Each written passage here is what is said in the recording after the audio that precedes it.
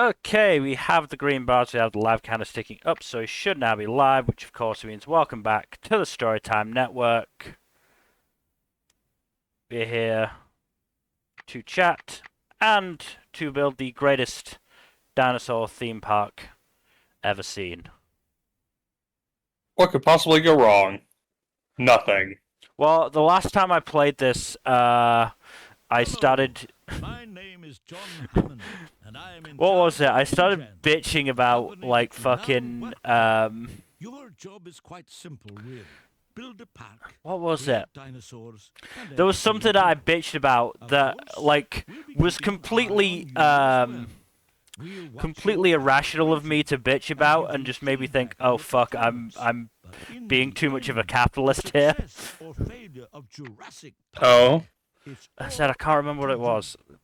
Give me a second.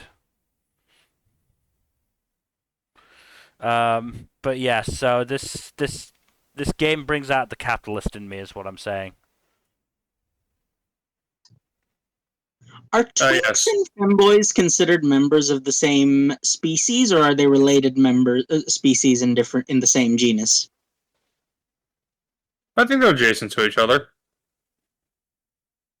Also, hello, I'm here Hmm. today. Ah, that's right. The weather was thunderstorms, which could result in lightning hitting the guests for the next few months, and my immediate reaction was, I can't close the park. What would they do to the park's reputations and my profits? Yeah, that was a bad moment for me. Or perhaps it was just you giving in to temptation and or your inner thoughts and demons. Thank you for the demon.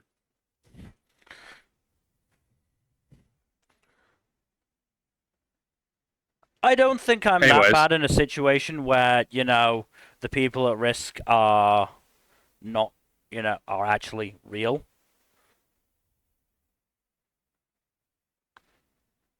Compared to this, where they are incredibly virtual.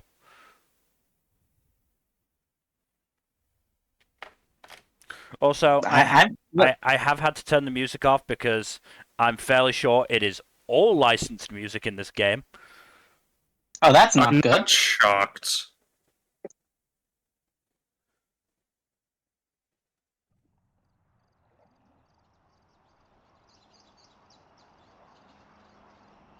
Yeah, I think the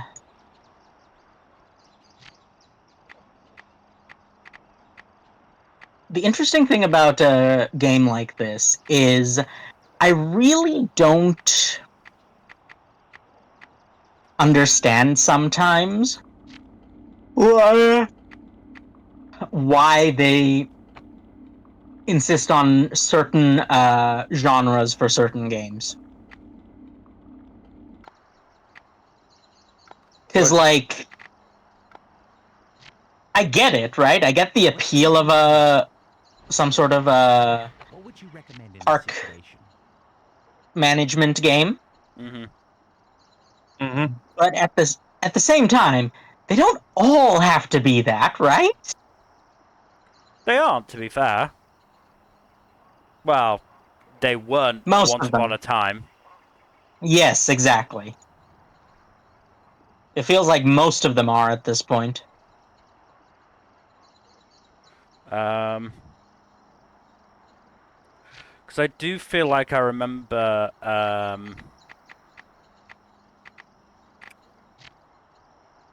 what I wanted. Pass? No. I do feel like I remember playing a Jurassic Park game that was. Oh, what was it about? Can't quite remember. But it certainly wasn't a, fucking whatchamacallit, management game. Yeah, they're not all management games. It's just there's a pretty substantial chunk of them that are. Mm-hmm. Which is why I was like, you got to wonder sometimes. Yeah. Actually.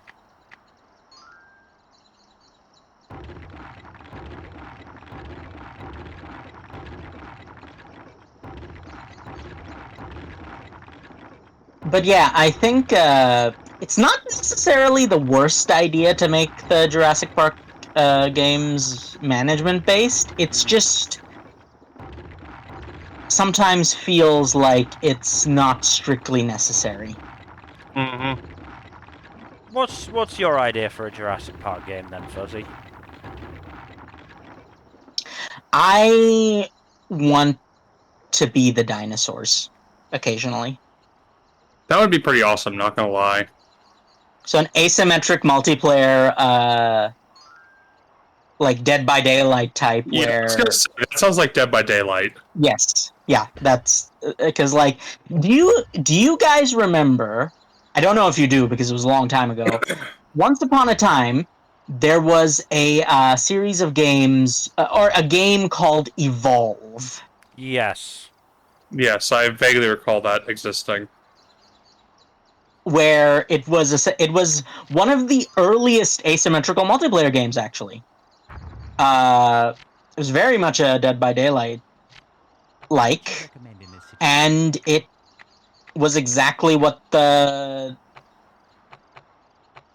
premise suggested, where it featured you fighting a giant monster that would constantly gain upgrades, and the people, and you would play as the randos who are attempting to murder the monster horribly. But of course, things could go either way in that game, Mm-hmm. because that's just how that's what it is. It's a asymmetric multiplayer. Hmm. You know, I Yeah. did. It's kind of Go wild ahead. that asymmetrical multiplayer. I didn't know what that was when I first saw an example of that. Which I'm trying to remember what it was. It might have been Dead by Daylight, but it might have been something else. It's been a hot minute. But yeah, it's really interesting because asymmetric multiplayer is just honestly a really neat genre compared to most other multiplayer games. In that it just does not take the usual path of most multiplayers in how it handles PvP. Hmm. And I think the most interesting thing a lot of the time is not so much how it handles the PvP, but more how it makes it easy to get immersed in the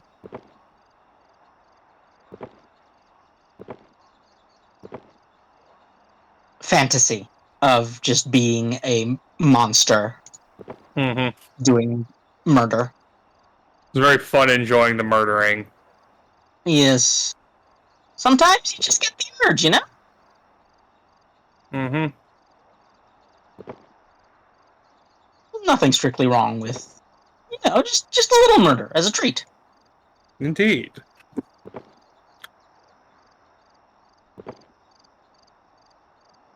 Mill, do you have any thoughts on this? I mean, not especially.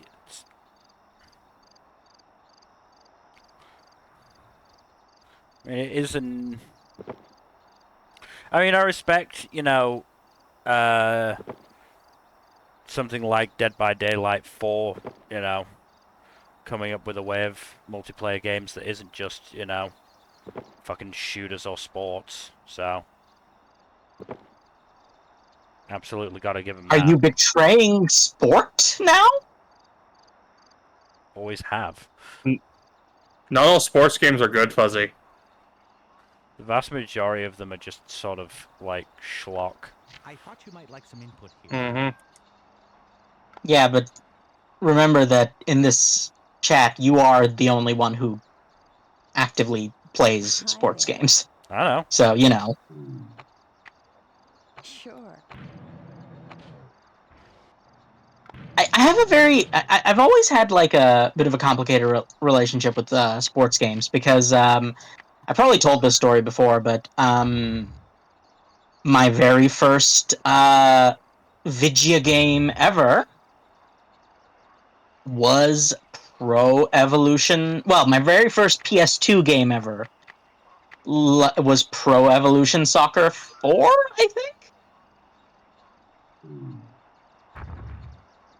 Interesting. Yeah, it was very much a generic football game. I didn't know that at the time, so it was very like I spent probably far too much time on that game. Hmm. Hmm. I mean, here's the thing: the Pro Evo games are actually better football games than FIFA a lot of the times. They just never had the licenses, so nobody fucking gave a shit about them. Message Huh. from Dr. Grant. I was unaware of this.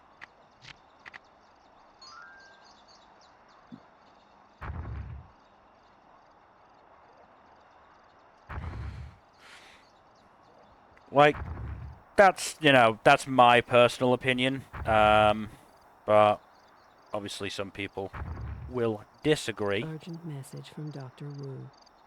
Urgent message. I can understand. I can understand the thought though. Like it does make sense. I just wasn't aware that that was even a factor. Absolutely. What, licenses? Yeah. Oh, no, absolutely. Like, I'll admit, I fall into a similar trap of, like, I don't enjoy a game as much if I don't get to play as, the real players. Yeah. I guess that just never mattered to me. So I was like, I guess, right? Like to me, it was just like I just liked seeing the little action figures play sport. Yeah.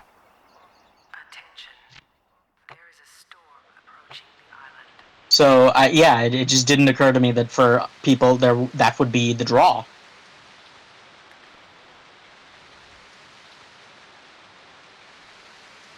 Indeed, it is. It's one of those things. I feel like you play these games because you want to, be like the big name players, like the Messis and the Ronaldos of the world. There is a certain element of, you will also like create, you know, yourself or whatever other players as well, but for the most part, it is mostly about fucking whatchamacallit, the licensed players and the licensed teams, if nothing else.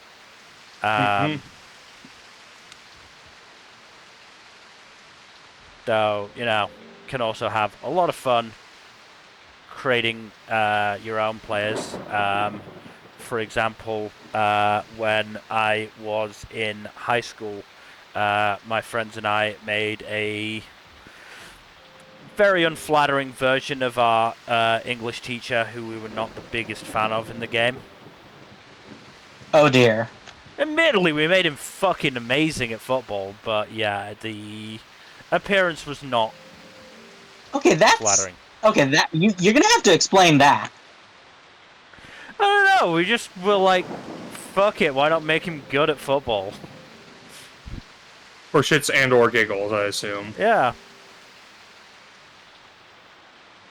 Huh.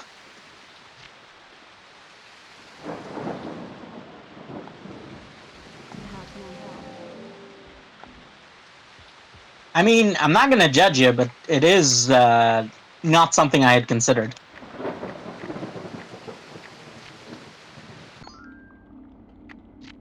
But yeah, I think sports games are always like kind of confusing to me in many ways because I don't really get a lot of the time. Mm-hmm.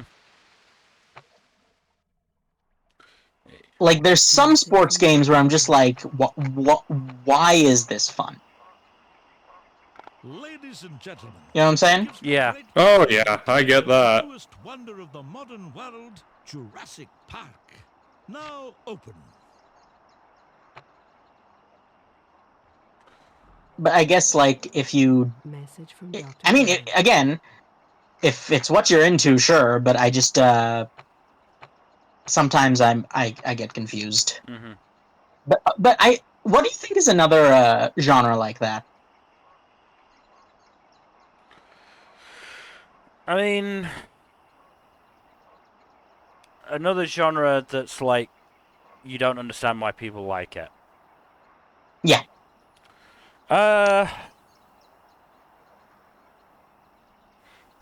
What do we mean to say Souls likes? Okay, now you have activated my trap card. God damn it. How We so? need to talk about masochism. Okay. No, Hmm? I refuse. Jack, methinks the lady doth protest too much, if you know what I'm saying. I do not protest too much. We've already been over this. Well, no, okay. I do have a question, though. Why did you get so offended when I accused you of being Urgent masochistic? message from Dr. Wu. Because I didn't think it was really a good accusation nor a pertinent one to the conversation at hand, for one. And for two, I thought it was very much distracting from the actual meat of the discussion, which is, you know, the actual merits of a genre of fiction, rather than like why someone might like saying, "Oh, this person only can enjoy this genre of fiction because they are sexually excited by their own suffering." And I think the thing that I don't confused think it's me... just reductive. Message No, from so the Dr. thing that Wu. confused me in that situation was that it really, and you may not believe me, it legitimately did not occur to me that there might be a sexual component to it. Mm. Right? So because when I thought of the term masochist, right, I was thinking in the sense of like masochore games. Mm-hmm. That's what confused me. Which, to, on the point of Souls-likes, that is what Souls-likes games are. They are essentially a variant of masochore. Yeah, I'm not super familiar with that being its own genre.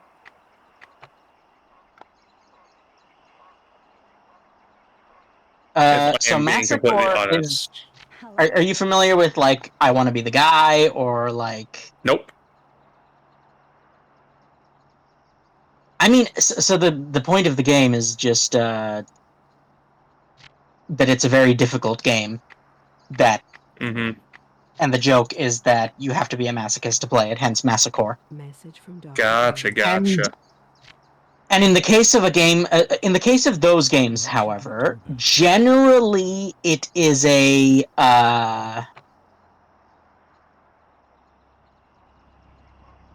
generally those games are designed to mess with the player. Like, their difficulty is the point, but also not necessarily fair. Mm-hmm. Whereas This is with designed to frustrate yes, and entangle people, basically. and conversely, it's meant to be incredibly cathartic when you succeed in clearing them. Mm-hmm. It's good to see you.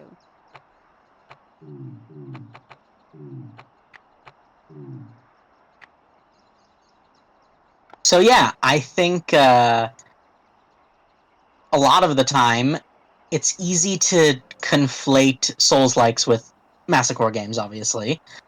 They're not strictly identical.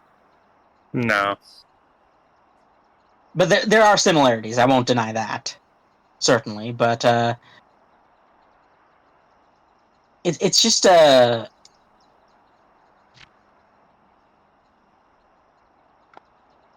Welcome. I don't get it personally, because I don't really derive the same satisfaction from, like the idea of a Souls-like is that it is you derive satisfaction from the act of conquering the difficulty of the game. Mm-hmm. But for me, that's not really anything that particularly appeals to me. Mm-hmm. Uh, I'm in a similar however, boat, so I'm not really vibed with that kind of game myself. Partially because I lack the skill to, like really climb those barriers. yeah, for me, it's a skill issue, as that is the meme, of course. But it's I mean, also it's a skill issue, but yeah. So it's not just the skill issue. It's just that the way my brain just isn't wired like that, I guess. Like, some people's brains are just wired to derive enjoyment from the suffering. I am not one of those people. so I'm deriving enjoyment from the suffering in this case. It seems to be a case of, Hi there. oh, I have climbed this barrier, I am as a god type thing. And I think, like, I also do not necessarily get, well, I get it, but I don't play games for that feeling. Mm. I play games just to have fun. Yeah, and it's Urgent message from Dr. Wu. it's easy to sort of get lost in the sauce sometimes, Mm-hmm. and sort of conflate the idea of having fun with the idea of overcoming difficulties. And at the same time, it's also Good an to see issue you. of this thing Hi. was difficult, therefore, and I succeeded, therefore, I am worth more. Right? Like, when Mm-hmm. it becomes conflated with self-worth sometimes, and it perhaps should not be. No, I agree.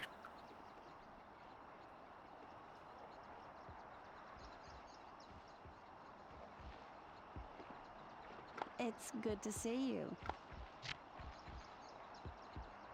But yeah, I think it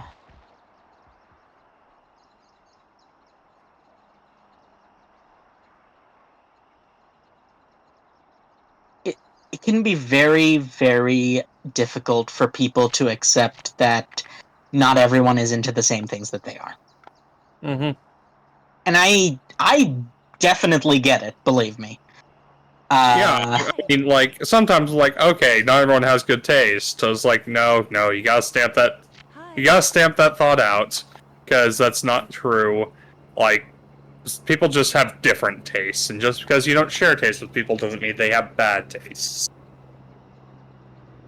Hey, let's not go too far now. Oh, no, the reverse is also true. Just because, it's valid to have different tastes from you doesn't mean that other people automatically have good tastes. Yes, exactly. It goes both ways. Yeah, I think Great to see you again. I I do agree that there's no accounting for taste, Mm-hmm. but there is such a thing as good taste and bad taste. Oh, absolutely.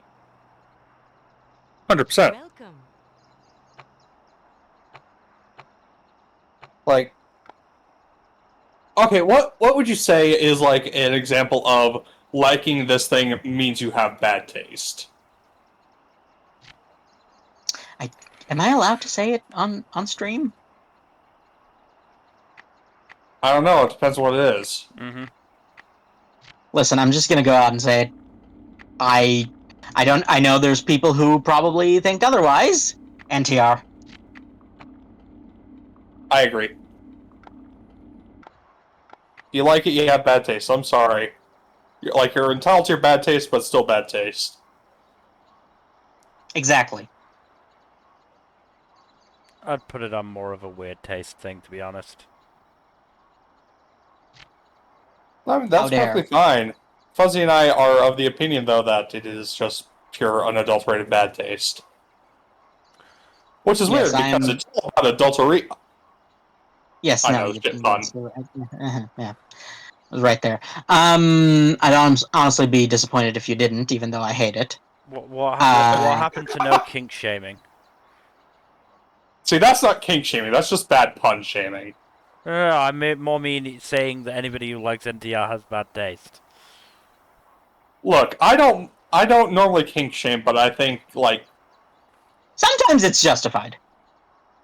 it's not even about the kink itself, it's just, like, NTR in general is just, like, qualitatively just very, very badly written, even by porn standards. Though sadly, the art is often exceptional. Yeah, that's the annoying part. A lot of really good artists waste their talent on NTR. Mm. And again, the plot lines in those stories are garbage, even by porn standards. Like, Good to see yeah, you. no, I don't even think I really need to explain myself, because both of you know. Oh yes, we know. I just don't know why Mill is playing devil's advocate here. Because I...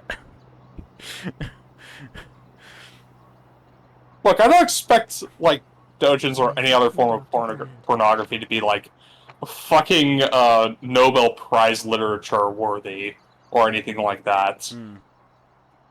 It's just, like, qualitatively, it is, NTR is just, like, some of the most stupidly written porn I've ever encountered. Because it relies on so many stupid fucking contrivances and, like, leaps in logic that, even by porn brain standards, make no sense. So you think NTR as a genre shouldn't exist? Yes, because it's dumb. Yes. Alright, then I could make the same points about isekai. And yeah, you would disagree. Yeah, that... I would agree.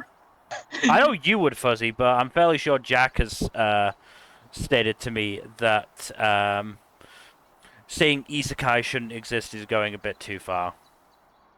See, there are enough good isekai stories that I think that we would be at a net loss not having them. Not to mention, like, it is, like, a subgenre of a subgenre, aka portal fantasy. So I do think it's, like, a case of this kind of subgenre of portal fantasy was probably going to be derived from it at some point anyways. Plus, it is a symptom of the escapism that has become kind of a necessity in Japanese culture due to the horrific conditions of Japanese work environments.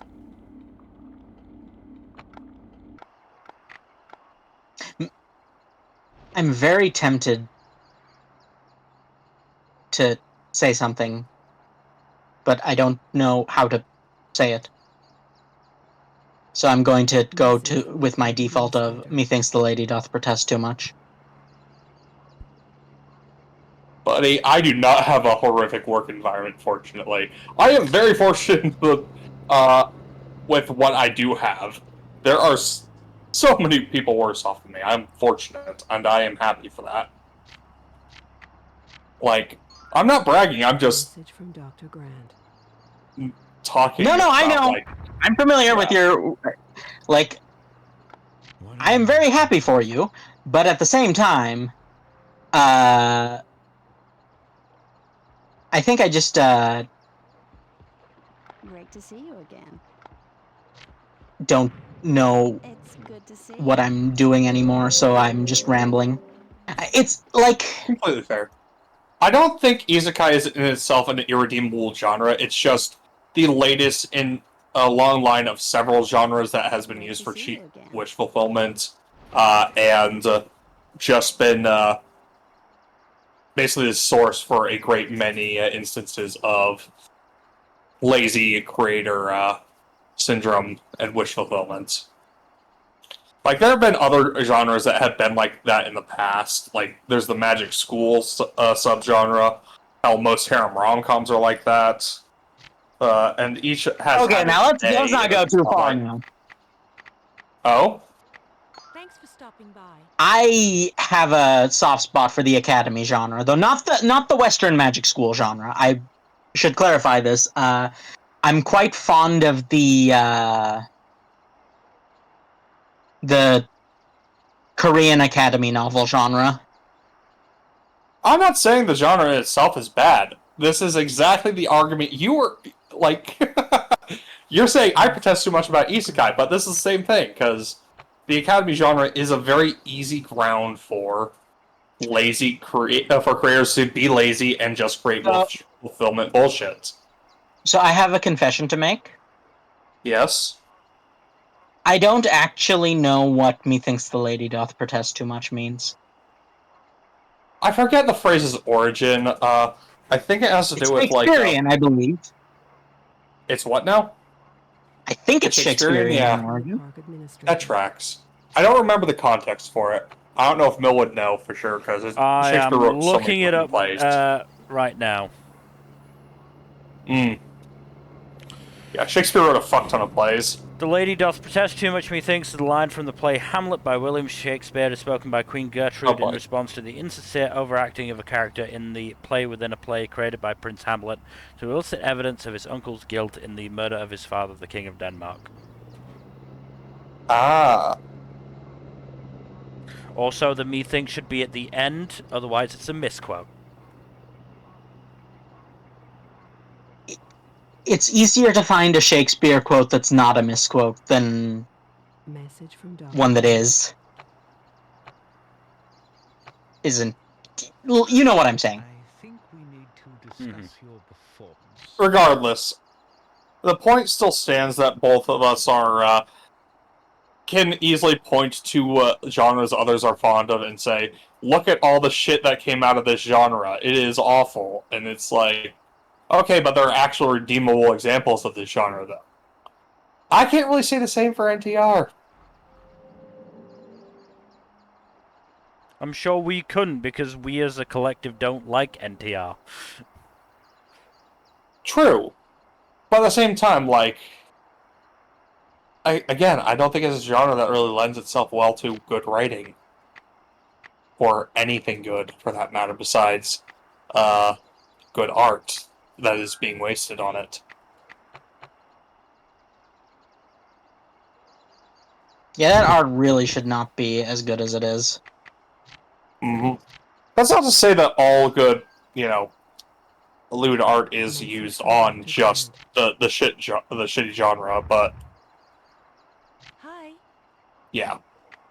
Oh, I actually have another thing to say in that regard. Is Hi.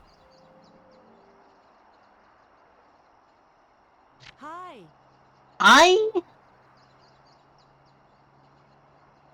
don't get Good to see you. why so many people are into the, shall we say, very unattractive character being the person doing the boinking in. You can just say ugly bastard, Fuzzy, it's fine.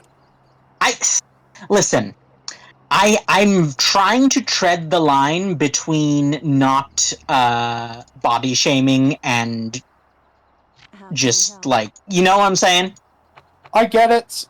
At the same time, it's like its own, like, It is a recognized subgenre. term. Yeah. No, Yeah, and I I don't get get it that, either. It's annoying. Good to see you. but it's just like I understand that the conceit is, oh well, it's I guess wish fulfillment, which is just, first of all, that's kind of rude on a number of levels. Even though it's likely there is a decent amount of truth to it, but also I'm kind of just like, Great. Why don't you just want to watch attractive people boinking each other, huh? yeah, exactly.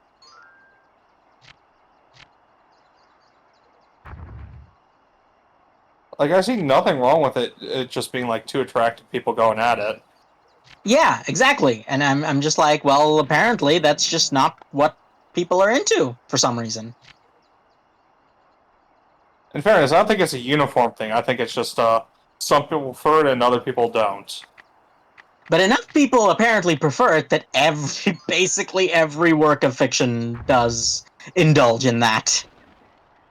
I think it's a stretch to say every work of fiction does. However, it is more common than it probably should be. It's enough to be noticeable, Mm-hmm. and not in a good way. Great to see you again. Mm-hmm. Yep. Message from Dr. Wu.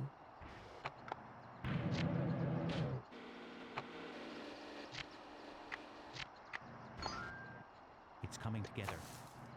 Mill, would you like to chime in on this? We're talking in a very odd direction, I know. It's just very much a case of I don't know what to say. You know, I don't know why somebody would want to personally why somebody would want to read as it's colloquially known, ugly bastard fics. Um, you know, but at the end of the day, I mean, to be fair, at the end of the day, I'm really not the person to be asking, because, you know, Ace. Duh. Mm-hmm. Not, there's only so much I can add to the conversation. In that sense, because, you know, there are... I also don't get why people are so fucking into huge-breasted women. What would you So... recommend in this situation? Oh, you're preaching to the choir, brother.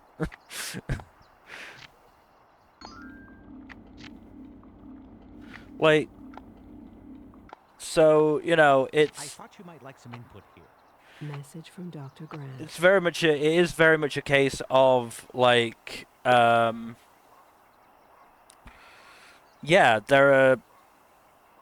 I mean, to be fair, maybe it does give me a unique perspective on it in that, you know, there are a lot of body types and appearances that make me go, wait, somebody's interested in that? So... It's sort of... It just makes me think, yeah, just fucking like what you like, I guess. Just don't push it on other people. That's a reasonable take. Now let's go into why it's wrong. No, I'm just kidding. I mean, what I would say is that, again, there is a certain element of, similar to what you were saying with NTR, there is a similar element of, you know, works of fiction depicting, again, I use the term colloquially, ugly bastards, tend to be more... written more mean-spiritedly, I would say. Hmm. You're not wrong there. How so? Well, again, you know, there tend to be a lot of jokes, a lot of, again, quite mean-spirited jokes about the ugly bastard in question's appearance, if they are, you know, even if they are portrayed in a positive light. And if they are, you know, portrayed in a, you know, negative light, more often than not, they are taking part in a sexual assault. Mm-hmm.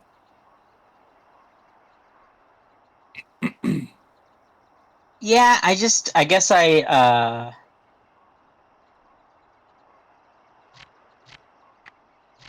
I just can't wrap my head around the way that it's handled a lot of the time and just how popular it is.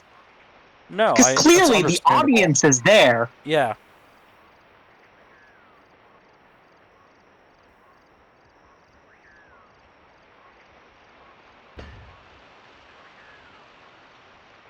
So yeah, it's a bit of a struggle for me to really wrap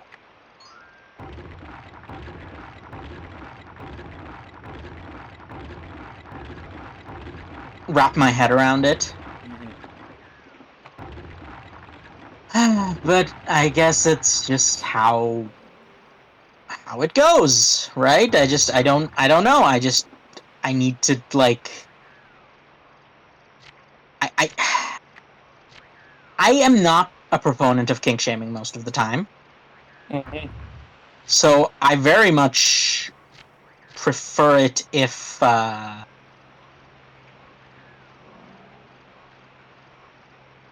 people can be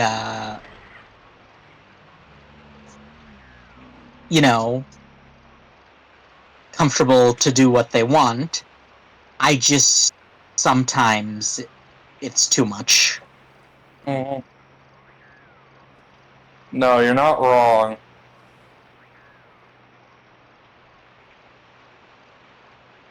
Again, though, I feel my general opinion is just, live and let live, I guess. Welcome back. Oh, that's fair. Message from Dr. Grant. It's just there's a few where I'm just like, No, maybe. you're right. Again, there are a few that are seemingly just so mean-spirited overall that there is definitely an element of Urgent message from John Hammond. What should we do about this?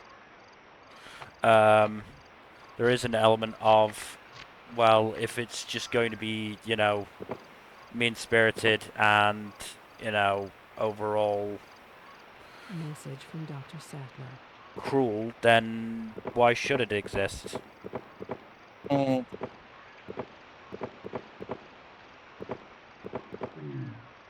Yeah, I know. I get you. It's one of those things. It's a very ambiguous thing to a certain extent, isn't it? Mm-hmm.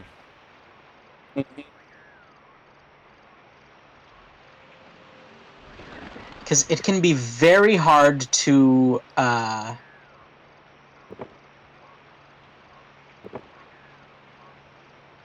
properly grasp what is too much and what is not when it comes to Message from Dr. Sattler. I call it kink shaming, but what I'm really trying to say is just What's your plan here?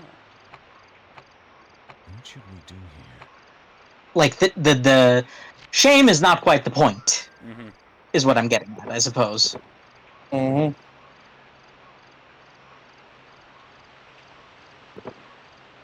It can work out that way sometimes. Yeah. Indubitably. Message from Dr. Sattler.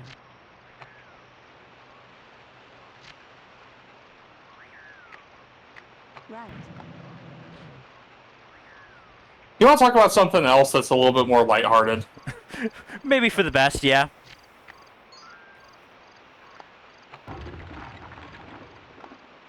Sure, but what do you have in mind? So you know how Steam has its annual summer sale, and how people always buy shit and it just gets left in the library?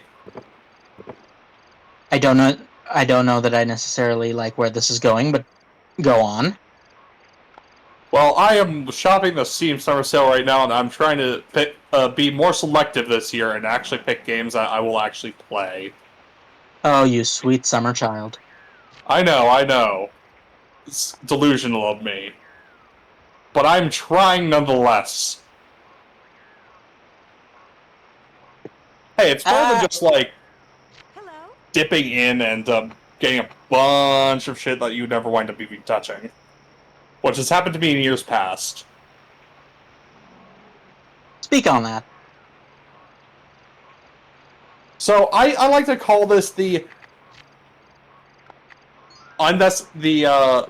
phenomenon of sale temptation, where you are tempted to buy something because it is specifically on sale for a Yes. limited Message from the time. park administrator. Yes, of course. This is known.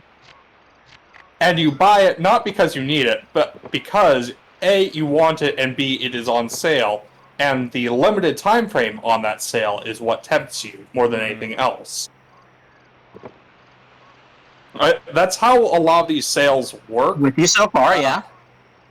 I just find it particularly funny in the case of the Steam Summer Sale because it happens every year. It's like, yeah, it's a limited time, but it's only a limited time within the year it takes place. You're going to get another Steam sale, everyone. Yeah.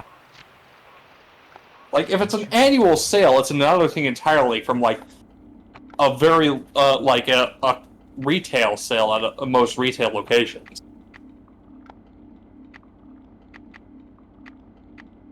Like, most digital sales have the luxury of repeating themselves, across time and all that, you know? Mm-hmm. Yeah, it is. It's a very clever tactic. Oh, absolutely. Though I sometimes wonder, like, if the tactic would work as well in a different context. I don't know. That's a good question.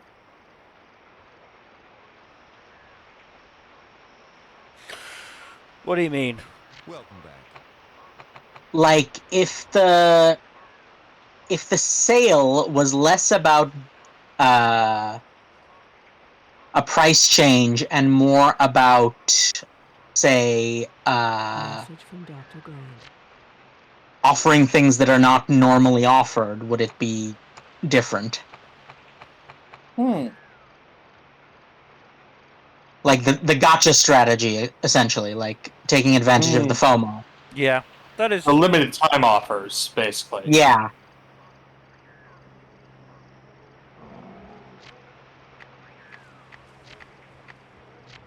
Because I'm like,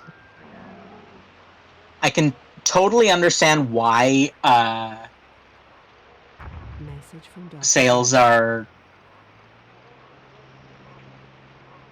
Temptational area. yes, why sales cause temptation. But at the same time, you have to admit that sometimes it's redundant. Mm-hmm. Because, like, you might have planned to do it to buy it anyway, and you're by buying it now, you're essentially just I thought you might like some input. prolonging or you're essentially just doing it slightly faster than you would have. Mm-hmm. So, I guess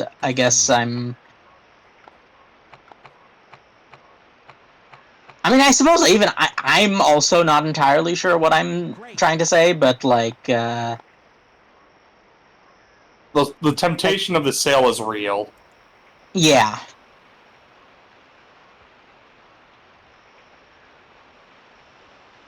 Yeah, it's one of those things where it's like, you know what's happening, you know what's going on, but sometimes you just can't help yourself and you get tempted by it anyways.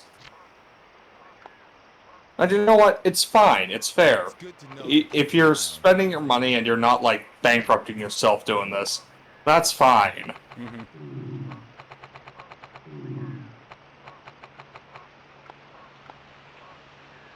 But, like, you could bankrupt yourself doing it if you You wanted to. could, but, like, You shouldn't, but you could. yeah. Hi. Let's not get into that weird demon voice that rattles around in some gamers' heads. Message from Dr. Wu. Okay, here's a question that I think will be more fun to sink your teeth into.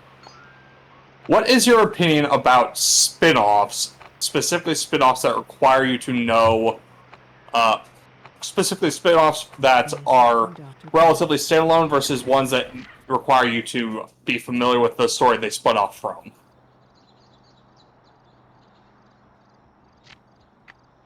Hi. I think there's room for both, but I I personally do enjoy, because I'm something of a lore fiend. So I personally enjoy when I can dig into the expanded universe. Mm, I'm very much an expanded universe sort of person. makes sense. What But about you, Bill? I Oh, sorry, you're still no, go finishing ahead. your Go ahead. thought. No, I wasn't really. I was done. Go ahead. I was asking Noah what his opinion on it was. Sorry, I'm struggling here because I'm trying to keep the park from going under. What was the question? What's your opinion on spin-offs, specifically those that require you to know a lot about the source material versus those that don't? I Urgent message from Peter Ludlow. somebody died. Uh-oh. You know you can't let this go That's on. The fact that unfortunate. There are that's a people. question rather than a statement is concerning There are people in many dying, ways. and I don't know where. I've just. Oh no, not Samuel L. Jackson. Damages our park's fine reputation, Uh, but it Also, you're very raises deep in the red now. questions with 26,000 in the red. I might have to restart. I may have fucked this up. Um, where did somebody die? How are you today? Jurassic Park is deeply interesting to me as a concept because you might say, well, it's stupid. Why would anyone ever do it? But, like, have you met a human? Have you met a tech bro? Their whole Yeah, motto is, why should I care if there are consequences? I want to do this thing.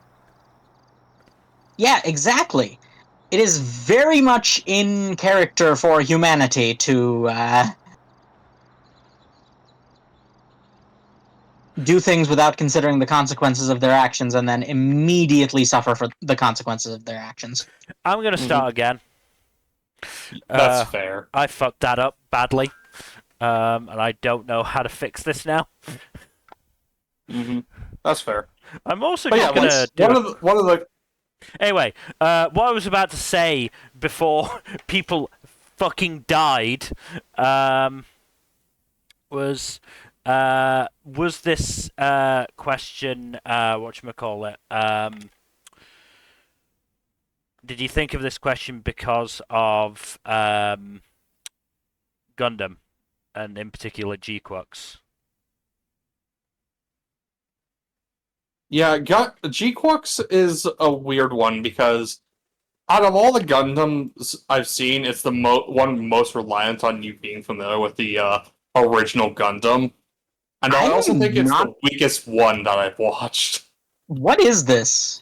G-Quux I've is never heard the of this. G-Quux is the newest Gundam series, and it was not very It was not very newcomer friendly, let's say. Absolutely not.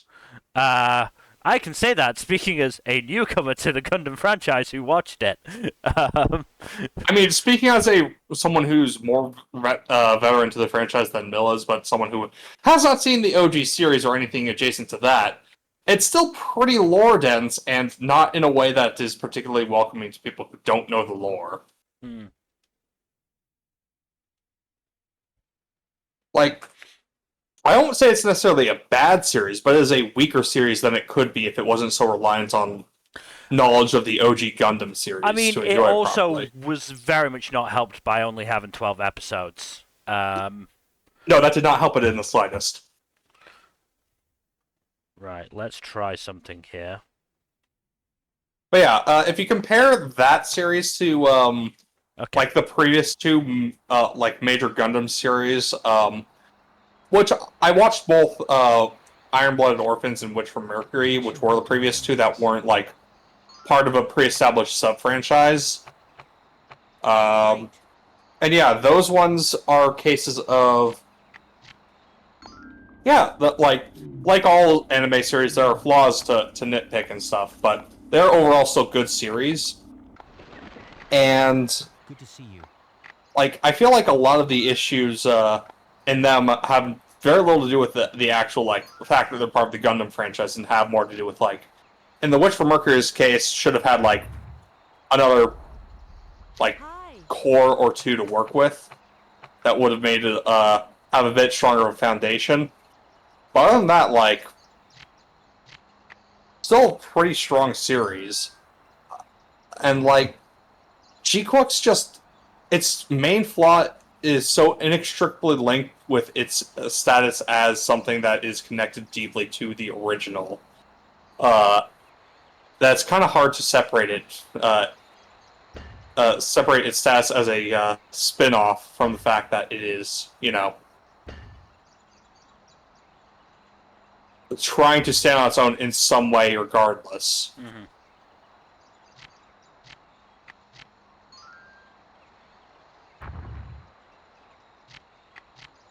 I feel like Okay. it was talking about a bit of nonsense there, but still. No, I can see where what you're getting at. I didn't really know that there was like a series like that at all. Like I didn't. That was not something I was aware of its existence. But I think I get why you have issues. I think it's difficult for me to properly grasp it because I'm kind of an OG Gundam head to a certain extent. Mm. Like I have extensive Gundam experience. I mean, you might like G-Quacks then. Yeah. I said I have extensive Gundam experience, not that I'm a big fan of OG Gundam. There is Also a fair. distinction.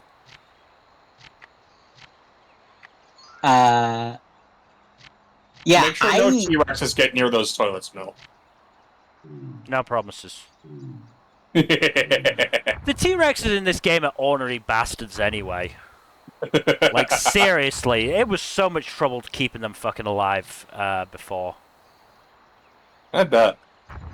Anywho, sorry, Fuzzy, continue your thought.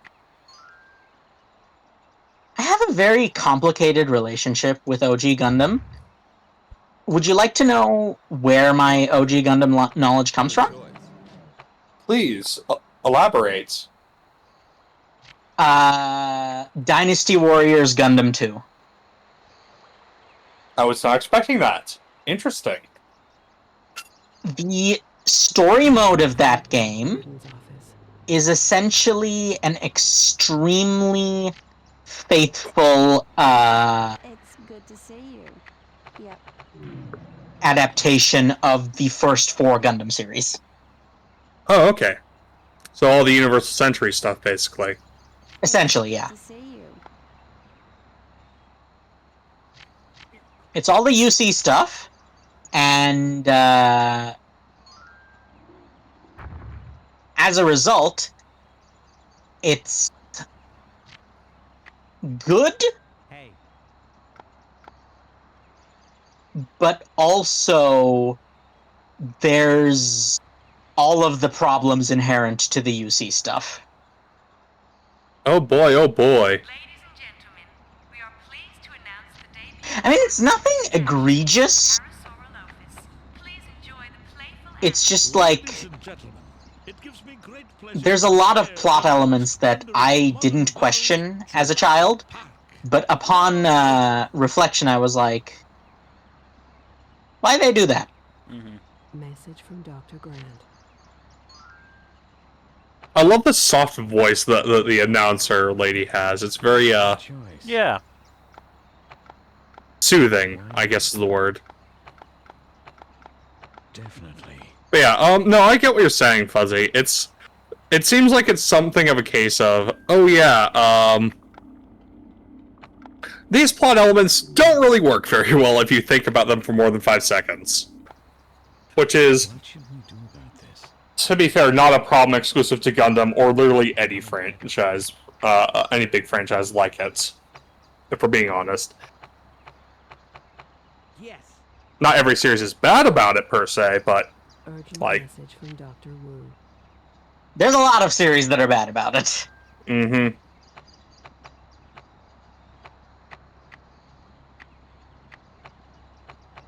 Yes.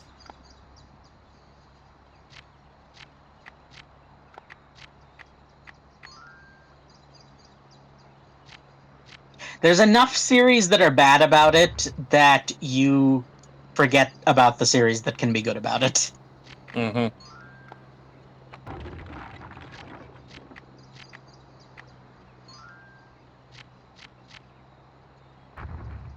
Right. But yeah, built a rest area this time. Hopefully that means nobody'll fucking die on me. Inconsiderate assholes.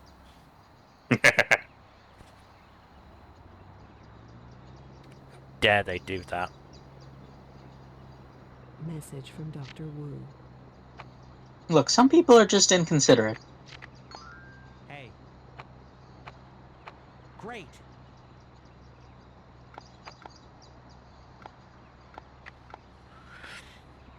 But yes, going back to the original point before I derailed it, with my question about it being about Gundam, I think there is a certain amount of... It depends on the franchise, because if the franchise is only, say, a series and a movie long, and then you have a spin-off that requires that knowledge, then that's not too bad. When you have a franchise that has 96 movies, 35 TV shows, and you do a spin-off that needs, you know, all that knowledge, you start to get a little bit, okay, this is the problem. Is this about the MCU? It might be about the MCU. Message from Dr. Wu. Hey. Absolutely. I have mixed feelings on the MCU. Most people do nowadays.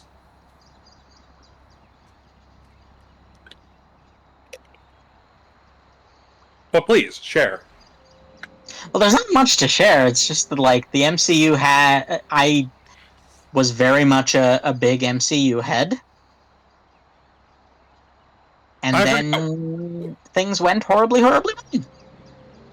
I forget, were you already caught up on the MCU when I had, when we did the whole thing of, getting Mill to watch the MCU, or was that part your side of the bargain or what? I forget. I think my side of the bargain might have been Cradle. Message from Dr. Wu. Yeah, no, Mill had already read Cradle. It was me that y'all were trying to get to read Cradle. Yeah. I think it was. Which I did. I think the deal just involved me, to be honest. No, because I was trying to get you to watch ReZero. Hey. Absolutely. Or was this a separate thing? That was a separate thing. You got me to watch the ReZero for a stream. Right. I only agreed to watch the MCU if you read Cradle. Yes. Message from Dr. Grant. What was I doing then? I forget. We gave you a list of anime, remember? We gave you like 5 anime to watch. Right. And you didn't touch them, I don't think. No, I think you... No, I did! I think you watched right. at least a few of them. I can't remember if you watched all of them. There were some that were absolutely, like, just bad enough that I didn't, but I do believe I did watch a decent chunk of them. Do you remember which ones those were? I think Azoken was one of them, but I don't remember all of them, but I do remember that I did not watch an insignificant number of them. Also, you say 4 or 5. I believe the list was like in the double digits. I think it was like a dozen or so, yeah. Yeah, it was a hell of a lot more than 4 or 5. In fairness, I was watching like 20 movies. At least.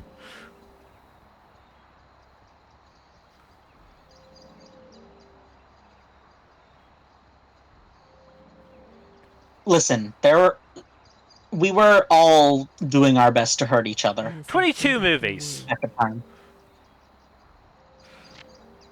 I think the list we gave you was pre-Endgame. Either pre-Endgame or right after Endgame. It was up to Endgame. It included included Far From Home.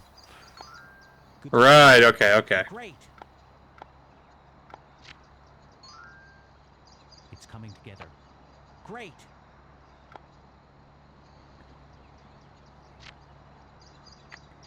To be fair, though, a lot of those movies were good. Yeah, they You were. gotta give us credit for that. Like, I'm not what was the necessarily worst of the ones that you against watched? having watched it, but you know. Like, at this point, there's just so fucking much to watch, and I don't have the time or the energy to spend on it, especially all the TV shows. Message from Dr. Wu. the TV shows really ballooned like how much you needed for watching shit. Especially How much time you considering, needed. they've not all been good. No, the shows have had a really mixed track record. In fairness, To be fair, Loki was real good. Loki was very good. I don't think you've watched the second season yet, have you, Mil? No. You really should. It's worth it. Doctor Strange and Thor 4 sort of killed a Ooh, lot of the yeah, MCU. that would do it. In fairness to Multiverse of Madness, the movie itself wasn't too bad on its own. It just horribly fucked up Wanda's character arc. Yeah, it very much retroactively ruined everything about WandaVision. Message from Dr. Wu. I mean, to be fair, that is the thing. I didn't even particularly dislike whatchamacallit, fucking Multiverse of Madness that much, but then there's also just a certain amount of the negativity surrounding the MCU is just so tiring. I am hoping Fantastic Four is good. I really don't think it is going to be. I mean, sadly, I saw somebody make a, to be honest, quite good point, which is it doesn't even need to be that spectacular. It just has to be better than the 2010s version of Fantastic Four. Low fucking bar. Exactly. The bar is in hell. To see you.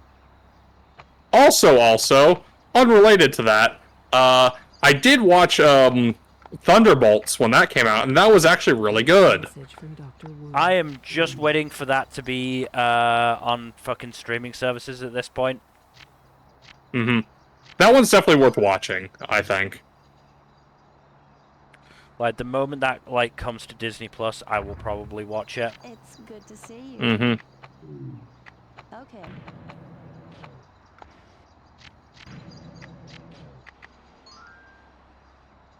Yeah, I think that one's the most worthwhile MCU thing in a while. Welcome back. Smart move. Sorry, you were saying something, Fuzzy? I think I'm just done with the MCU for the most part. Hey! That's fine. No one's stopping you from being done with the MCU. It's not even like necessarily something I'm happy about. Like, I don't inherently mind the MCU on a conceptual level. It just does feel like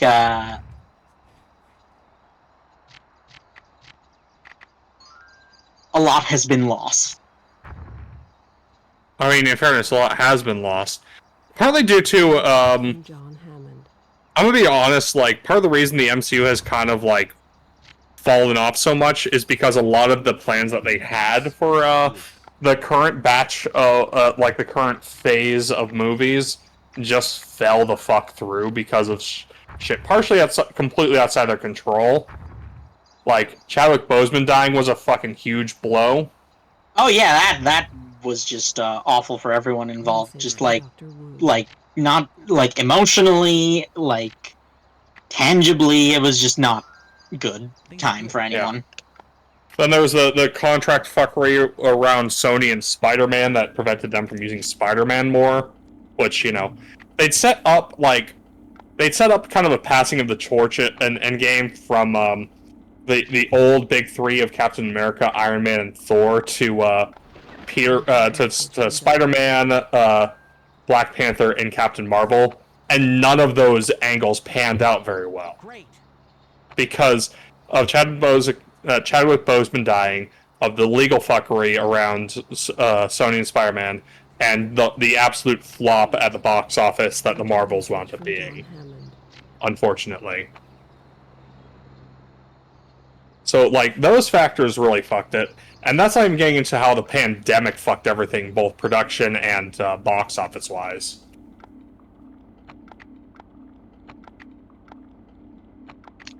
Yeah, it just Message everything from Dr. seemed to go wrong at once. Yeah. Yeah. That's not to say that, like, the MCU made every single possible smart decision that they could have. They did not. But, like, it's still a case of they needed a lot of things to go right because they were in a very tumultuous, risky phase of their franchise, Message from Dr. and things just hit like several stumbling blocks in a row to really fuck them over. And that's not even getting to the whole thing with Kang and his actor, being an asshole. Yeah. Doing crime. Yeah.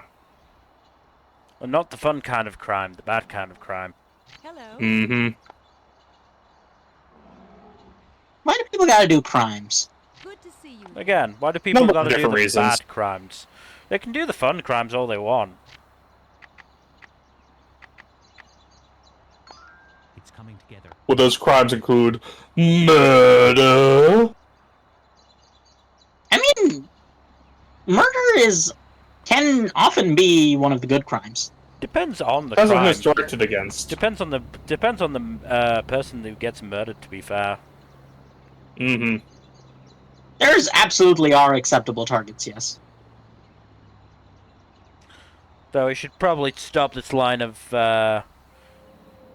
discussion Message before from Dr. one of Wu. us says something that does not go well. Yeah, no, for That's the way liability to keep reasons, it, we Mel. should probably. But yes.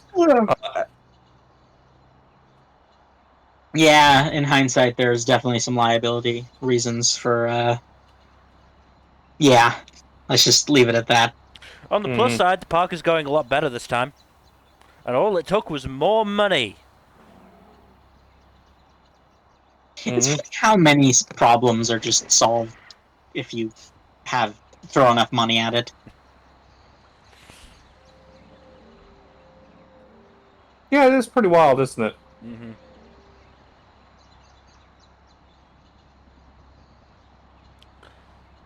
But yeah, fuck, what was I gonna say? Yeah, it's interesting to look at the MCU in retrospect because of how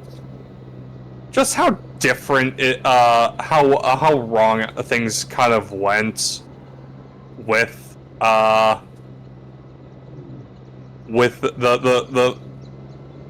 phases that have come since basically Spider-Man Far From Home. Like, it's been a fairly mixed bag of films and television shows, ranging from the truly atrocious, Secret Invasion, to some of the best stuff Marvel's done. And it's like, there's a huge spectrum of quality here. Mm. I am Message from Dr. Gray. extremely mad about Secret Invasion. Same here. Choice. It's a waste of a perfectly good Samuel L. Jackson. Mm-hmm. I mean, Things are good. from what I know, was Secret Invasion in the comics even that well received? Kind of a mixed bag. No, It's a cool concept. no. What upset me about Secret Invasion isn't so much that how bad it was. What upset me about Secret Invasion is that it was a waste of a perfectly good Samuel L. Jackson. It was premised as being like a really good spy thriller thing, and it wound up being very much not that, from what I've heard. I just wanted to see Samuel L. Jackson being entertaining, essentially. Mm. And That apparently didn't he was happen. given a lot of That boring didn't happen. fucking work.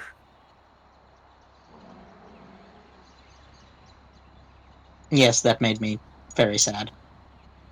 Mm-hmm. Urgent But message from I- Dr. Wu. When are we gonna get the Jimmy Woo TV show? No problem. That'd be pretty funny, but no. Wait, what? What? So we're getting a Wonder Man series in December of this year, starring Yahya Abdul Mateen as Simon Williams. Also starring is Ben Kingsley coming back, and Ed Harris. That's Okay. huh. Absolutely. That actually sounds promising. Also, You on say that. the subject of the MCU, it is darkly hilarious that Quantumania has apparently caused both Michael Douglas and Evangeline Lilly to, Message from Dr. well, on Wu. Evangeline Retire Lilly's from part, acting. take a break. Michael Douglas to just retire altogether. What should we do here? I can't blame them.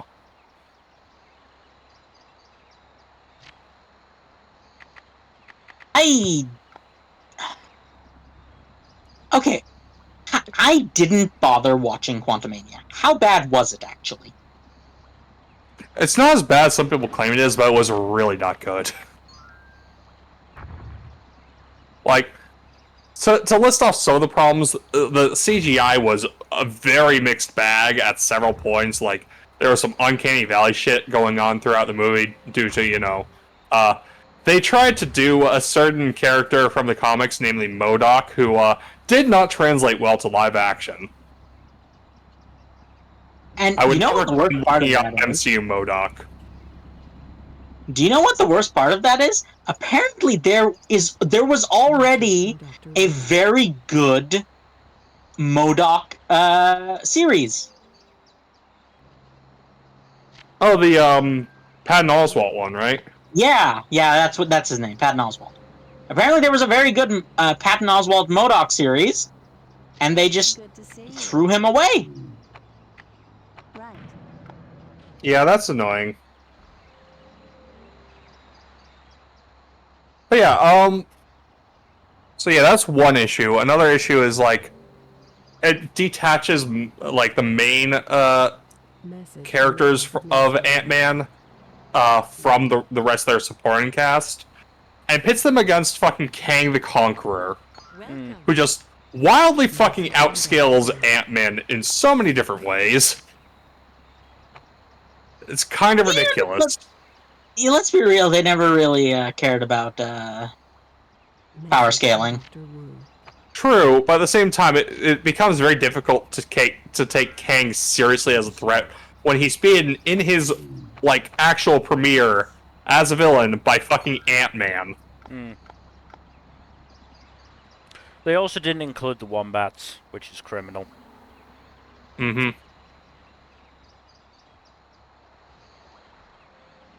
Have y'all watched She-Hulk? Message from Dr. Gray. I watched most of it. I haven't gotten around to finishing it. I've watched Still need parts to of do that it. at some point. What are your thoughts on that?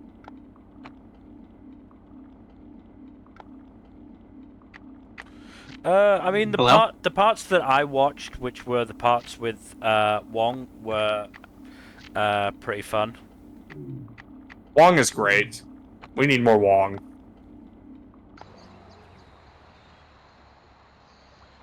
Everybody loves Wong. Message from Dr. Wu. Mm-hmm. Wong, There's yeah. a Futurama joke in there somewhere. It's coming together. Mm-hmm. But I can't say I, watched much more than that of She-Hulk.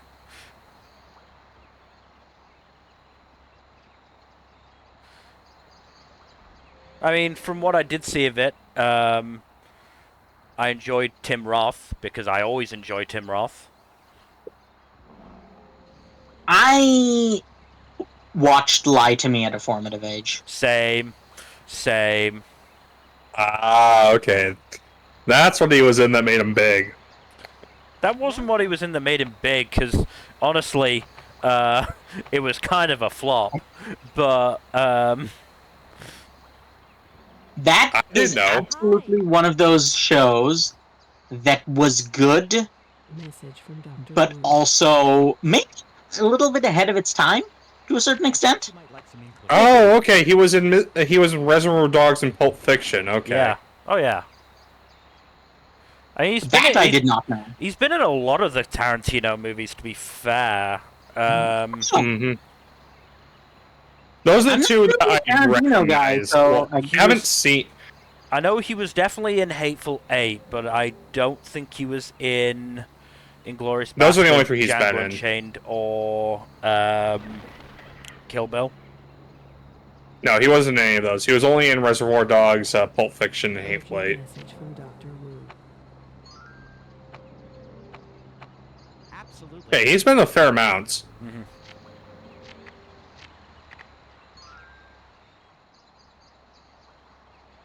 No, but I very much tend to enjoy him, whatever he's Message in. from Dr. Wu. Mm-hmm. He's a fun actor. I just, I don't know. I guess I don't know him from anything but Lie to Me. Completely fair. But yeah, judging like the quality of the TV shows in the MCU is interesting, because like Sorry, the first few one were last thing on Lie to Me. Fucking banger of an opening song. Oh, right? Yeah. And that song is Recommended. far better than it has any right to be. Yeah. Sorry, you were saying, Jack. looking at the actual TV shows from the MCU so far. Like most of the Phase 4 ones were like at worst decent. It's the Phase 5 stuff that's a lot more uneven in quality. Message from Dr. Wu. I think 'Cause there's a you got certain Secret- element of they hadn't really decided what they wanted to do with it during Phase 4, Mhm. and so when it came to Phase 5, it just felt that much more disjointed as a result. I think the whole issue with Phases 4 and 5 is that it's been very unfocused compared to the first. They very batch of yeah. the They had a MCU. vision, right? For most of it, they had like a very concrete vision. Like, and even if there was some wasted potential here and there, like Hydra didn't really amount to much after Winter Soldier, despite being built up so much throughout that movie. Like, there's still like a pretty clear like roadmap going from Iron Man to Endgame, and like there is like a deal of focus, even if it does get a little bit more scattered during Phase 3. There's still like that narrative thrust propelling everything forward, and the connective tissue is like not ridiculous at that point yet.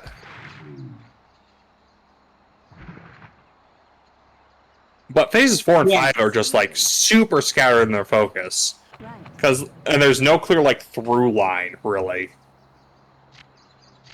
Like the first movie or TV show to really have like a substantial amount of payoff from multiple previous movies in the phase in the phases 4 or 5 is Thunderbolts, which just came out 2 months ago.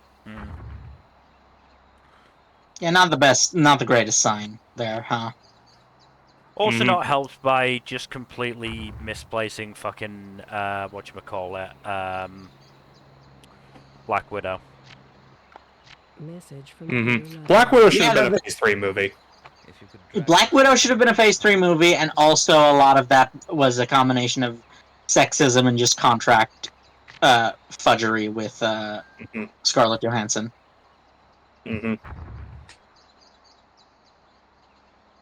Also, streamer I enjoy brought this up at some point.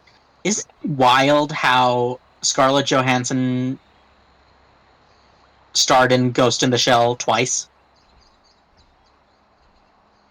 Are you saying that in reference to Black Widow specifically? No, Lucy. Right, Lucy.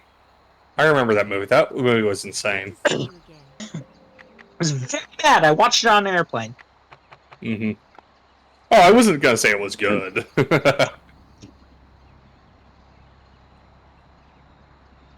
Yeah, no, I am looking forward to Fantastic Four still. But I'm watching Superman not tomorrow, on Thursday, so I'm very much looking forward to that. I do Yeah, hope Superman that's good. is likely. Based on early reviews, it is. It is likely to be somewhat decent, I think. Let me check Rotten Tomatoes, because the review embargo has been lifted, so we are seeing early reviews right now. Honestly, if it's anything above like a 75%, that's a good sign. 86% certified fresh. Let's fucking go.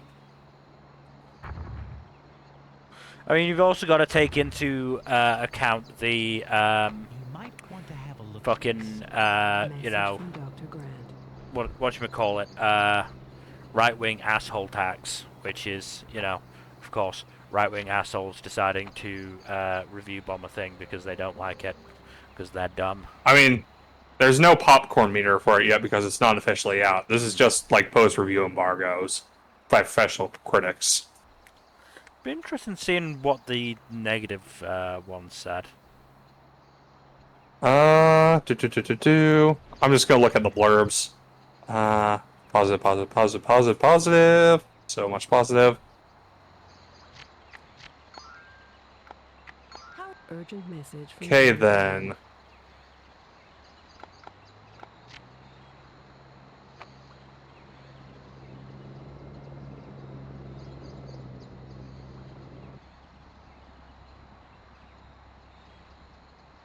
None of these are really consistent.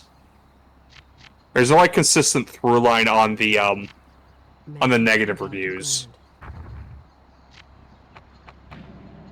Again, I'm just more curious as to what they're actually saying. So one of them, Jeremy Jans. Okay, that's fun. The one line on the blurb review is "There are no surprises." That's sort of the kind of thing I wanted to hear. Is just exactly. It's just are the reviews just or are the negative reviews just the critics, you know, basically being, well, this is no fun. I can't shit on this properly. Despite generally entertaining action and impressive acting performances all around, Superman is less for 14 or 40-year-olds, but instead splits the difference. It's a perfect shooting strategy if you want to hit nothing. What a nothing-ass criticism. Yeah, that's just bullshit. Oh no! They made this movie for everybody.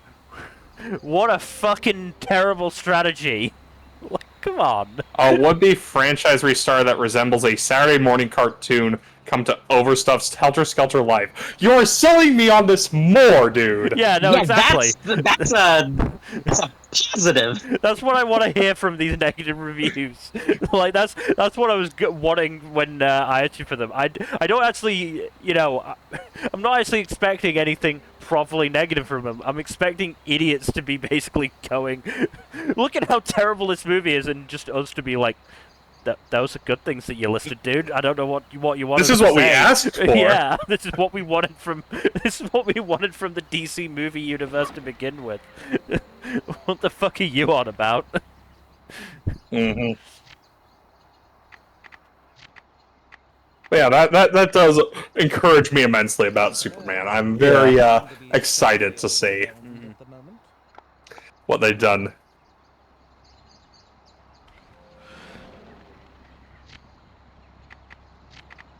No, I will. I probably won't have an easy way of watching it on streaming services, but I It's will. coming together. Good choice. I'm not. I don't know. I might see it in theater. I might. Message from Dr. Grant. I Spinosaurus. will I have to buy the Spinosaurus. likely be sailing the high seas if I ever do watch it. I don't know. I don't watch a lot of movies anymore. There's also that. Mm-hmm.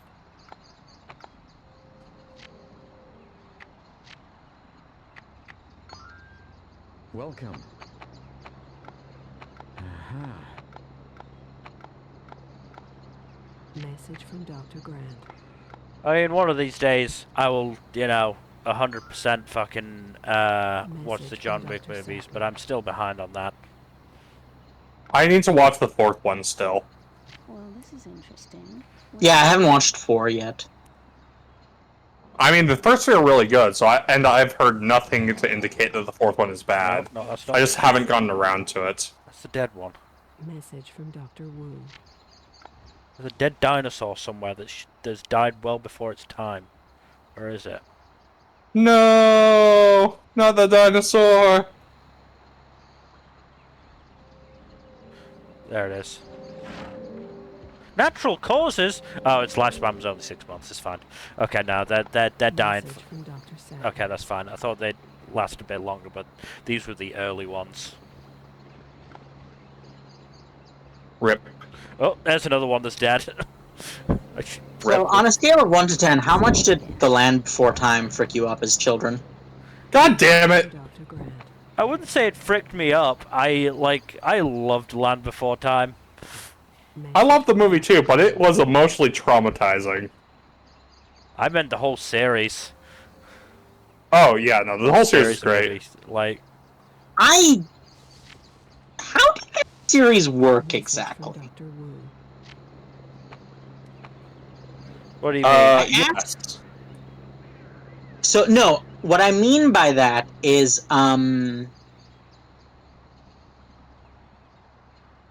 they made a bunch of movies, right? Like, that we know. Yeah. Yes. But, like, where did those movies come from? Like, why were they making so many, and, like, how were they, like, was it profitable? Like, what was that? What was the deal with He was that? the one who created the original one. I don't know what studio was the one that made everything that came afterwards. If it was Don Bluth Studio or not. I think at least the first sequel or two was probably more or less vetted by the original creative team. But after that, it just kind of spiraled out of control. I could be entirely wrong. I am not up on my lore on the production behind it, the franchise. Oops.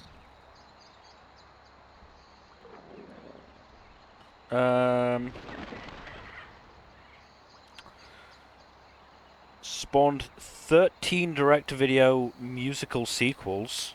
Musical? Okay. They all had, like, at least one song, I think. Fair. Mm-hmm.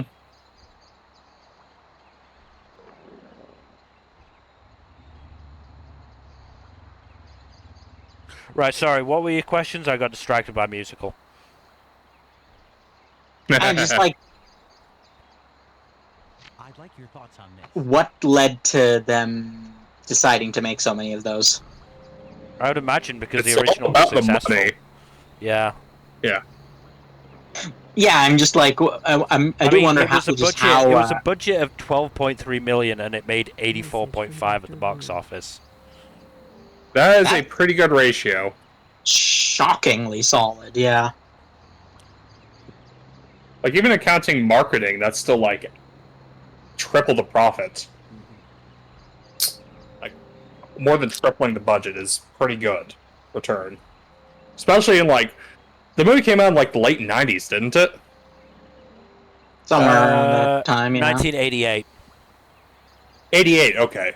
Oh yeah, that's really good by 1988 standards. And this is before the first Jurassic Park movie as well. So before the Yeah. big dinosaur boom. What should we do here? Mm-hmm. I think almost all the sequels, though, are direct to DVD. Yeah. Direct to video, rather. Yeah, all of them are direct to video. Only the first one is non-direct to video. Most of them, they came out pretty regularly, too. Mm-hmm. Like, from 1994 to 2007, like, there was, like, at most a 2-year gap between releases up until the 14th and final movie, which came out 9 years after the 13th. Which also, there was, like... the quality was far better than it had any right to be, considering how... considering the fact that it was like, essentially a factory line. Mm-hmm. Mm-hmm. I mean, by the looks of things, at some point Charles Grosvenor just decided, fuck it, I'm just gonna keep making these. Because he made from 5 to 12. Damn! As well as the TV show between 2007 and 2008. What would you recommend in this situation? Yeah, none of the original team seems to have worked really on the direct-to-video stuff. Hey. If they did, it was like as producers. Yeah. Or executive producers.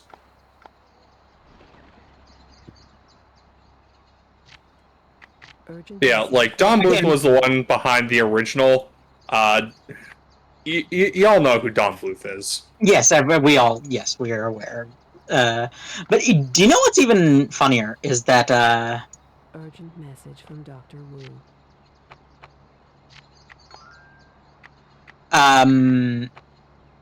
Okay.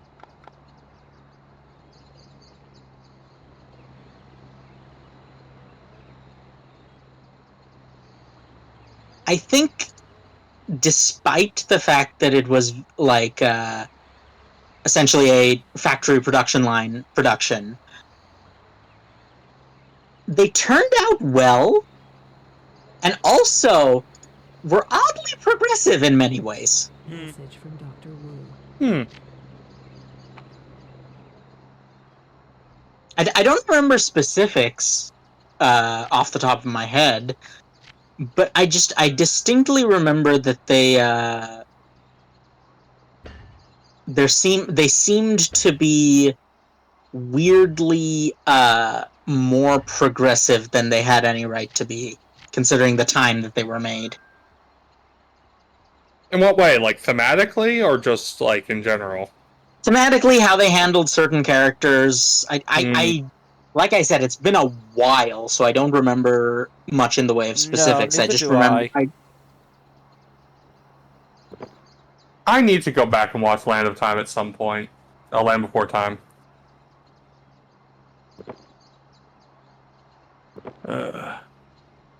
I don't, but that's not because they're bad, more because I'm just like... Message from Dr. Wu. I'm okay with it just being in the past. But Fuzzy, it's only 69 minutes long. Heh, the weed number. Also, it came out the same year as fucking Who Framed Roger Rabbit. Message from Dr. Grant. Which was also a huge box office success. Holy shit. $351 million on a $50 million budget. Oh, wow. Second highest grossing film of this year, behind Rain Man.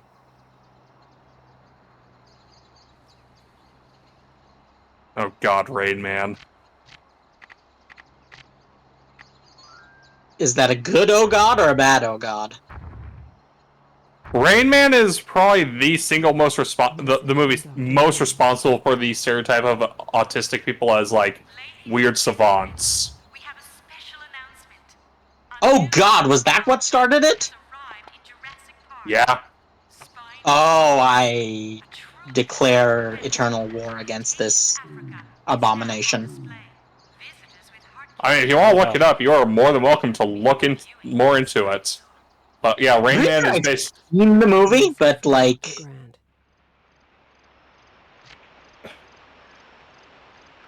yeah, no, I am upset by the movie. Mm-hmm. I also like. What should we do here? I think we need to Resent it in many ways. Because, like, to a certain extent, it almost feels like it gave me false hope. I was like, hey, I'm got the tism. Perhaps I too shall be like this one day. And then I got a nasty little dose of reality. Quick sidebar: is tism one of those words that it's only okay if you say it? I don't know, actually. It's a relatively new term. Or at least the way of using it that way is relatively new. So I don't know if it's a bad word. Fair. Also, an interesting thing I found out on a more lighthearted, I rediscovered about Who Framed Roger Rabbit. You know who the composer was for it? Who? Alan Silvestri. No, neat. Yep. What should we do here? Who also did Back to the Future, Forrest Gump, Castaway, Polar Express, Predator, Oh god, Stuart Polar Little, Express. Lilo and Stitch, The Mummy Returns, the Night at the Museum trilogy, Ready Player One, and of course the MCU. Some of the MCU, rather. Also the A-Team reboot. The A-Team reboot, I have some thoughts on that. Please, go ahead. I grew up watching a lot of the stuff my mom watched, right? Yep. And that naturally included things like the A-Team. Mm-hmm. And so I do have a certain degree of fondness and nostalgia for the A-Team. And I think... go ahead. No, as is warranted. And I think it's awful. It's not awful, you're saying? Yeah.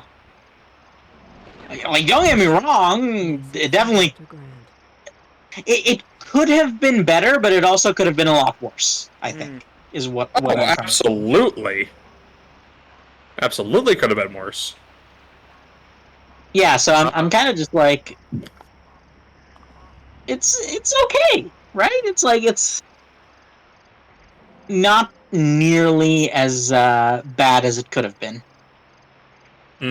I remember enjoying it when I last watched it. Mm-hmm.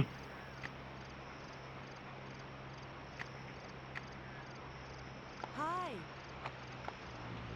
I enjoyed it, yeah, it was pretty fun. Really neat seeing Liam Neeson and Bradley Cooper bounce back and forth with one another. Yeah. I admit I didn't really know actors very much at the time. So I didn't really care who the people involved were. I was just like, it had the flavor. Message from Dr. Grant. I guess is what I'm trying to say. Yeah. Right? It had the enough of the flavor of the original A-Team that I was It's coming together. Great. quite taken with it. Mm-hmm. Mm-hmm. Urgent message from Dr. Wu. Yeah, I think it was a pretty fun movie, all told. Nowhere near the worst case scenario that it could have been. Oh no, for sure. Like, I'm trying to remember what some bad reboots are. I don't think I want to necessarily remember them. No problem.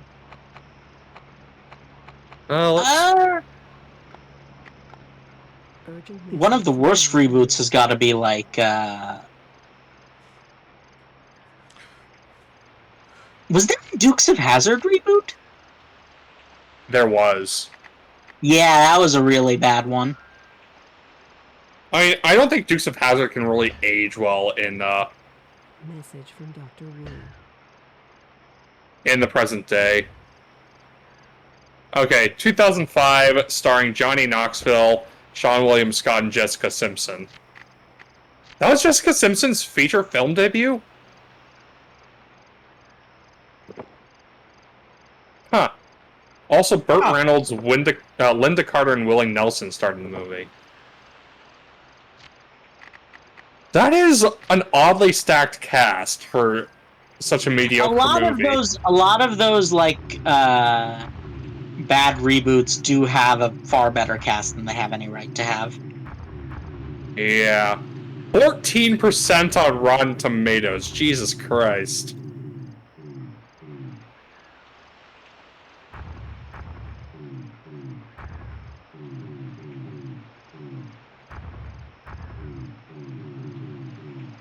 Message from Dr. Grant. Films based on television series. Let's see what other ones we got. Oh boy. What? There's a long list. That does not surprise me, sadly. Oh yeah, the Avengers, based off of the British television series. Right! I watched that thinking it was gonna be the other thing. Yeah. Oh, if only.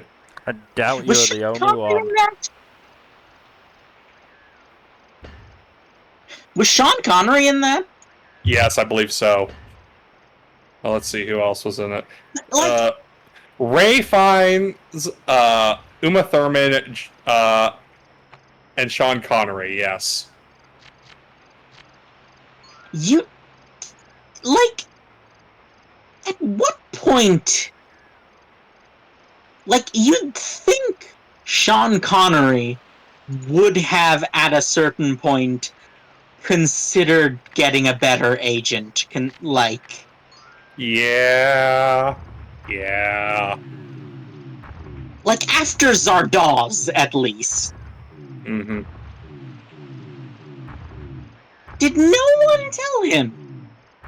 No, No. probably not. Message from Dr. Grant. No one tells Sean Connery shit. Message from Dr. Grant. Also, On the subject of fucking nobody telling Baywatch. Sean Connery shit, I still sort of enjoy the League of Extraordinary Gentlemen movie that he made. Oh yeah. It wasn't that bad. Like, it was fun enough, overall. Yeah, it wasn't good by any stretch of the imagination, but it wasn't, like, irredeemably bad. I imagine a lot of the people who didn't like it were comic book fans, Message from or fans of the Administrator. original comic book, who were like, this isn't the comic book. In fairness, the Alan Moore comic would be very difficult to adapt, given what I know of it. That describes a lot of Alan Moore content. Mm-hmm. But I do have a similar opinion to y'all on the G.I. Joe live-action movies. Like, they're dumb fun. They're not good, but they're dumb fun. So, okay. I actually resented the G.I. Joe live-action stuff. Oh, okay. Please do tell. Because I grew up on the G.I. Joe animated series that were very good. Hmm. So not the '80s one, but the newer one. Yes. Like the early 2000s one. Yeah. A lot of early 2000s cartoons went fucking hard. Yeah, Also, speaking of that era, like, you had Transformers Armada was a really good Transformers series, for example. Oh god, Transformers Armada, Transformers Cybertron. Mm-hmm. There were so many good Transformers animated series in that era. Mm-hmm. I think that was, like, the era that basically ended with Transformers Animated, I think. That was the last, like, good one for a while. Or I could be misremembering. I'm not super caught up on Transformers adaptations because it's been a while. Though I did watch Transformers 1 recently, and that was really fucking good. Transformers in general have a lot of media properties that are This is interesting. Mm-hmm. good when they have no business being good. I've heard a lot of the comics are pretty good, too. Yeah, the IDW stuff is really good. Mmm. That's nice to hear. Oh boy, it's a thunderstorm. You've been thunderstruck. Well, it might end up being fucking guests who get struck by thunder, but I ain't closing the park. Message from Dr. Grant. Fuck 'em. Fuck it, we ball. I'm running a business here. I can't just shut it for weather. I forgot that they made a Chips live action movie. A what now? Chips. California Highway Patrol. It was there was a TV series about a bunch of Chips officers in the late 70s to early 80s, and they made a movie about it in 2017. From the reviews I've seen of it, it was very not good. Huh.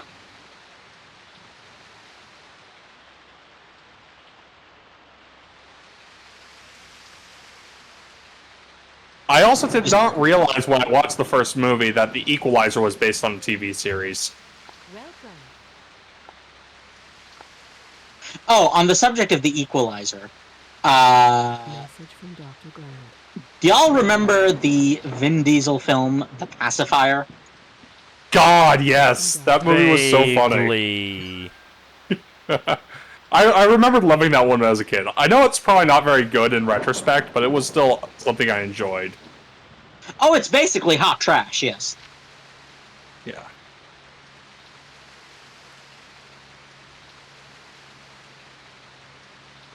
They're sleeping. They are. Urgent message from Dr. Grant. I probably should build that Yeah. visitor shelter, just in the sense of I have put Spinosauri in an enclosure with medium security fence, which they should probably break through. Yeah. Yeah, y'all remember the fucking Seth Rogen Green Hornet movie? No. I do have a confession in that regard, is that I actually, like, I was young and foolish. I didn't know any better. I Message from actually the thought it administrator. could be cool. I didn't dislike it when I watched it, but I was also, like, a dumb teenager at the time, so... Dumb teenage me did not have necessarily the best taste. No. It's good to see you. What? Oh yeah, the Dwayne Johnson Baywatch movie. Also on that note. I never watched it actually, but it looks kind of dumb. Not gonna lie. We have 20 dinosaurs. How can you not be seeing more dinosaurs? Some people are just unfucking pleasable. Walk around a bit.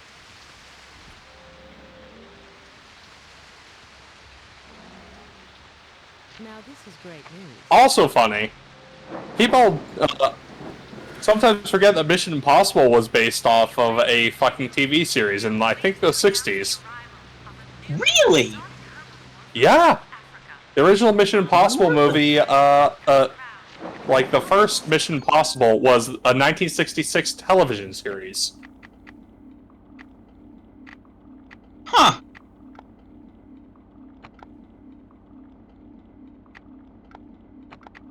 Yeah, it's, not something most people are, familiar with.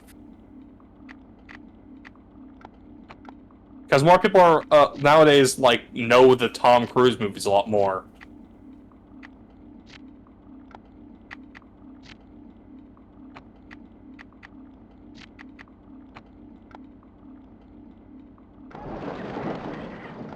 I thought you might like some info. Urgent message from Dr. Sattler. Oh. Tick infestation. Oh. I can't believe this is Uh-oh. happening. What should we do? It's especially bad because I don't have a fix for that yet. Yes. Probably should have been working. Hey, on y'all, that. how many of the Scooby-Doo movies have you watched? A fair number of the early 2000s ones. The animated ones or the live action ones? Animated. Of course animated. I think I've watched all of them. There have been a lot of them, including a couple pretty recent ones. Y'all remember that time Scooby and Shaggy each got a girlfriend and they turned out to be aliens? Yes. I do not remember that one, no. Were the movies where they introduced the Hex Girls, or was that some of the The series? movies. It was the That was the movies. I think it was Witch's Ghost. Yeah. Because I remember, I think it was, the first 7 or so movies were the ones I was familiar with. Zombie Island was fucking terrifying as a child. Zombie Island messed me up, but also the Scooby-Doo movies ruined an entire generation in 2 respects. The Hex Girls and Ghoul School. Oh, yeah. Oh, God, Ghoul School. Yep. Dr. Sattler. This is a major problem. You do not need to remind me of that one. I still have a soft spot for, what is it? Cyber Chase and Mummy's Curse. Those ones were fun. Yeah, I like those. Those two are I ones that remember I've watched Cyber a Chase. lot. Mummy's Curse or Where's My Mummy? It was Where's My Mummy. Where's My Mummy? Sorry. I don't remember that. That one was the 9th one. It was one right after the Hawaii movie. So basically, Velma had been doing like fucking research at a pyramid. Yeah, I remember that one the actually. gang Yeah. came to visit, unfortunately, at the same time as a group of grave robbers, basically, tomb raiders, and basically Velma and her team basically decided to be the ghosts themselves. To try and drive these grave robbers off, but obviously the gang got caught up in it as well. Mm-hmm. It was a lot of fun. Yeah. Also, do y'all remember the It's coming together. animated series where they were all children? Oh yeah, Vaguely. I love that one. That was. What was it? A pup named Scooby Doo. That was so fun. Yes.